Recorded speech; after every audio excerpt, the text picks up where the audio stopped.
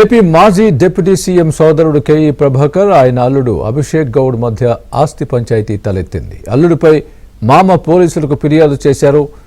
Gun పెట్టి బెదిరించాడని K E Prabhakar complaint చేశారు. దీనిపై గత నెల 25న రాయదుర్గం పోలీస్ స్టేషన్లో కేసు నమోదైంది. అభిషేక్ గౌడ్ పటాన్చెరు మాజీ ఎమ్మెల్యే నందీశ్వర్ గౌడ్ కుమారుడు. ఈ వ్యవహారంలో ఎలాంటి కాల్పులు జరగలేదని పోలీసులు స్పష్టం చేశారు.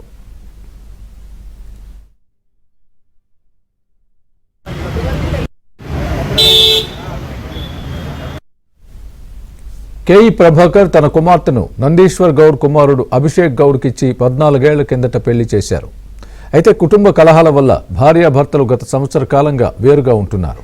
మణికొండ పంచవటి కాలనీలో వాళ్లకు సంబంధించిన ఒక ఆస్తి విషయంలో రెండు కుటుంబాల మధ్య గత నెల అక్టోబర్ 25న గొడవ జరిగిందని పోలీసులు చెప్పారు. దీనిపై పరస్పరం ఫిర్యాదులు కూడా చేశారని అన్నారు. దర్యాప్తు చేసి చట్ట ప్రకారం చర్యలు తీసుకుంటామన్నారు పోలీసులు.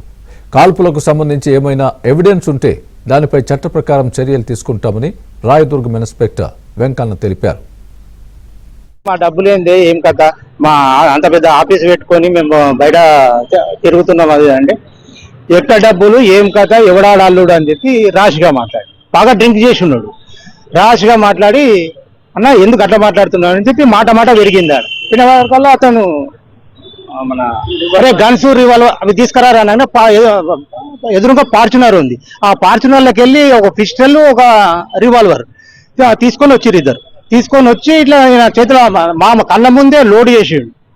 రివాల్వర్ లోడ్ చేసి ఆ పిస్టల్ పక్క అతనికి ఇచ్చిండు.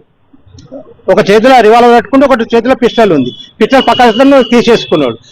ఆయన మా ఎమ్మడి పడ్డాడు. ఆ రివాల్వర్తో పడాపట్ ఫైర్ చేసిండు. ఫైర్ చేసే వరకల్లా మా ప్రాణభయం అయిపోయింది. నేను నా కాలు కూడా కుంటి ఉరకనికి రాదు.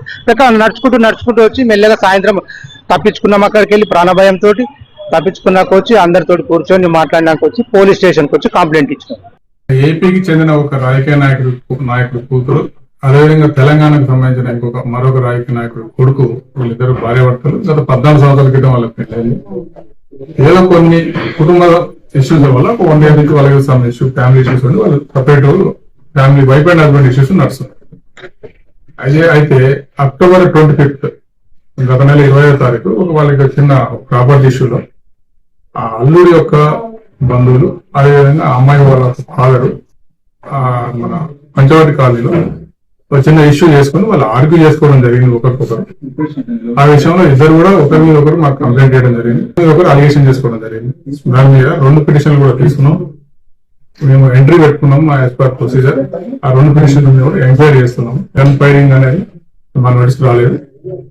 అది దానికి సంబంధించి ఎలాంటి ఎవిడెన్స్ కూడా ఇంతవరకు దొరకలేదు. ఇంకా అలాంటి ఇన్సిడెంట్ జరిగితే డెఫినెట్ గా చట్ట ప్రకారం ఏం చర్య తీసుకోవాలో 100% తీసుకుంటాం. ఏ కేసులు రిజిస్టర్ చేయాలో అలాగే చేస్తున్నాం.